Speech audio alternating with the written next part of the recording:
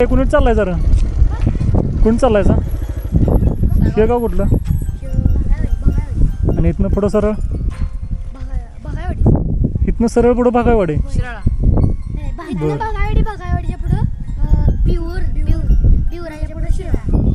शाळेला किती तुला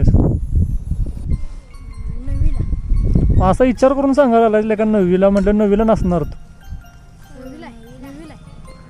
कुठल्या शाळेत